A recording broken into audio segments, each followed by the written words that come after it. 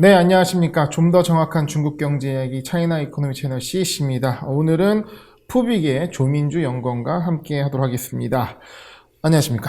안녕하세요. 네, 매번 새로운 얼굴이 나오고 있는데요. 한 지금 6, 7분이 출연하실 건데, 이제 한 분씩 다 출연하시면서 저희는 이제 가장 잘하시는 분과 계속 지속적으로 컨텐츠를 찍지 않을까 생각합니다. 조민주 연구님이 이제 푸빅 회장님이라고 들었습니다. 맞습니다. 아무래도 회장님이시니까 좀 더 잘하실 거라고 생각을 합니다.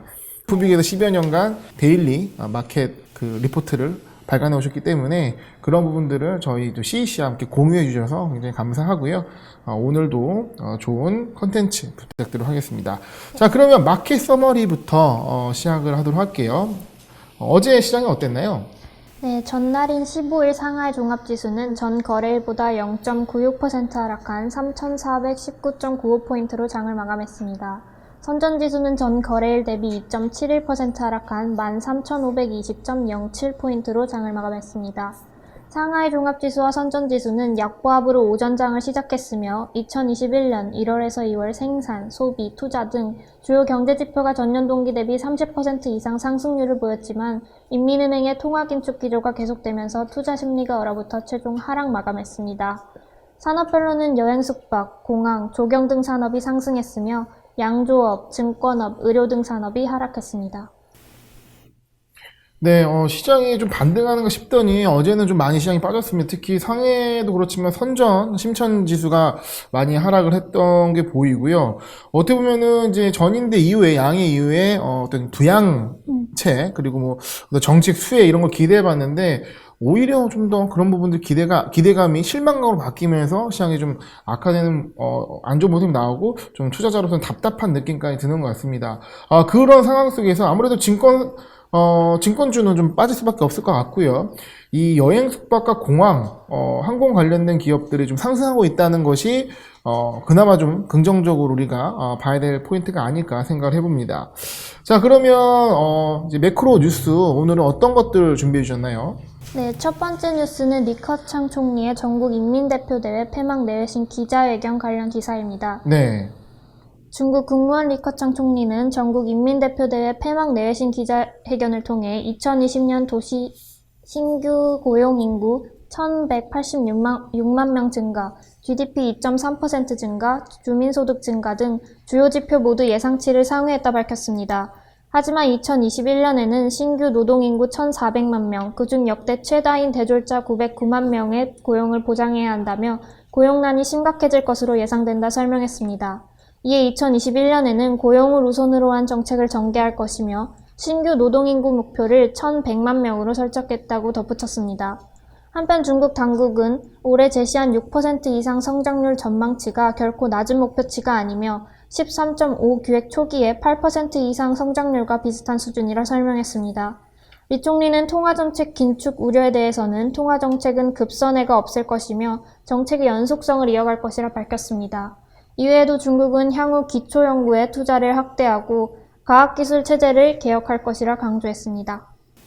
네, 리코창 총리가 굵직굵직한 얘기를 해주셨는데 일단은 6% 이상 성장률 얘기가 또 눈에 들어오고요. 그리고 고용을 상당히 강조했다는 부분이 의미가 있다고 생각합니다. 어쩌면 성장보다는 어떤 고용의 안정성, 이것이 어떤 정책의 주요 포인트다라는 것을 얘기한 것이 아닌가 생각을 해봅니다.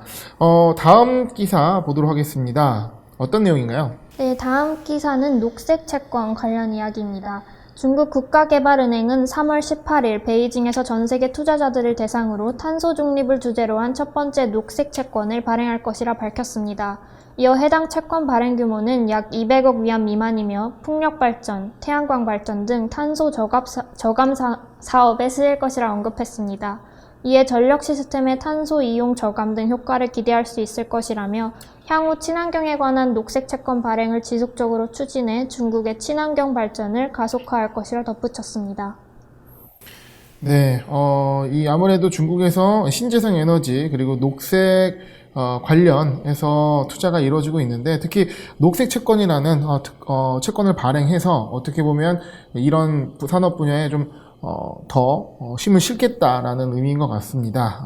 관련 섹터에 대한 수혜 지속적으로 기대해 볼 수 있을 것 같고요. 다음 기사 어떤 내용인가요? 네, 다음 기사는 중국 국가통계국이 발표한 기사입니다. 중국 국가통계국은 2021년 1월에서 2월 전국 규모 이상 공업의 산업 생산 규모가 전년 동기 대비 35.1% 증가했다고 발표했습니다. 그중 제조업은 39.5% 증가했으며 장비 제조업과 최첨단 제조업 증가율은 각각 59.9%와 49.2%를 기록했습니다. 또한 상품별로는 신에너지차, 산업로봇, 마이크로 컴퓨터 설비 등의 생산 증가율이 전년 동기 대비 100%를 상회했습니다. 한편 해당 기간 사회 소매 판매는 6조 9,737억 위안으로 전년 동기 대비 33.8% 증가했습니다. 중국이 새로운 성장 동력으로 내수 확대를 제시한 만큼 2020년 소매 판매가 부진하면서 우려가 발생했지만 이번 증가율은 내수 시장의 정상화를 나타내는 것이라 분석했습니다. 고정자산 투자는 4조 5,236억 위안으로 전년 동기 대비 35% 증가했으며 1, 2, 3차 산업 각각 61.3%, 34.1%, 34.6% 증가한 것으로 나타났습니다. 이에 증권사 애널리스트는 2020년 코로나19 영향에 따른 기저효과로 산업 생산, 소매 판매, 고정자산 투자 모두 큰 폭으로 상승했다 분석했습니다. 네, 통계 관련된 기사인데 지금 뭐 주가는 좀 조정을 받고 있지만 매크로 뉴스는 그렇게 나쁘지 않은 것 같습니다. 일단은 쌍순환 전략에도 나오듯이 어떤 내수 활성화, 소비가 굉장히 중요한데 산업 생산도 그렇고 소비 판매도 그렇고 지속적으로 1, 2월에는 좋은 통계 수치가 나오지 않아 생각합니다. 그래서 올해 뭐 하반기나 이게 또 2분기 기대를 좀 더 해보는 뉴스가 아닌가 생각을 해보네요. 자, 그러면 지난 시간에도 진행을 해줬지만 이제 기업에 대한 얘기를 해보려고 합니다. 그래서 주요 기업의 뉴스들 또 갖고 오셨는데요. 오늘 어떤 기업 뉴스가 있나요? 네, 첫 번째 기업은 차이나 유니콤입니다. 차이나 유니콤은 2020년 매출액이 3,038억 위안으로 전년 대비 4.6% 증가했으며 그중 서비스 수입이 전년 대비 4.3% 증가한 2,758억 위안으로 집계됐다 공시했습니다. 이어 순이익은 124억 위안으로 전년 대비 10.3% 증가했고 2020년 5G 요금제 가입자 수는 7,083만 명, 침투율은 23%로 동종업계의 평균인 20%보다 높은 수준이라 설명했습니다. 이에 동사는 5G 네트워크망 커버리지가 개선되고 VR, AR 게임, 고화질 4K, 8K 영상 기반의 응용 환경이 최적화되면서 단말기 침투율이 상승했다 분석했습니다. 네, 이 통신사 주가잖아요.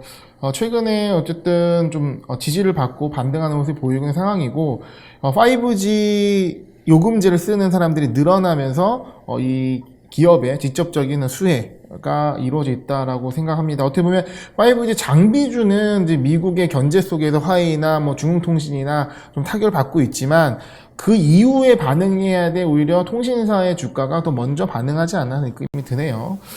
관련 뉴스 감사드리고요. 이어서 비슷한 또 업종의 뉴스인 것 같습니다. 어떤 내용인가요?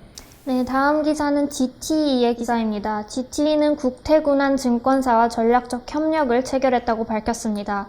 양사는 이번 협력을 통해 5G 구축 및 응용, 분포식 데이터베이스 및 스마트 네트워크 구축 등 여러 방면으로 심도 깊은 협력을 실시할 것이라 언급했습니다. 또한 5G와 금융을 결합시킨 응용 시범을 실시할 것이며 스마트 금융 분야에 대한 연구를 실시해 핀테크 융합 솔루션을 제공할 것이라 덧붙였습니다. 반면 이날 주가가 크게 하락한 데에는 미국이 중국 통신 장비가 국가 안보를 위협한다는 이유로 GTE를 포함한 5개 기업을 지목하면서 리스크가 확대되었기 때문인 것으로 보입니다.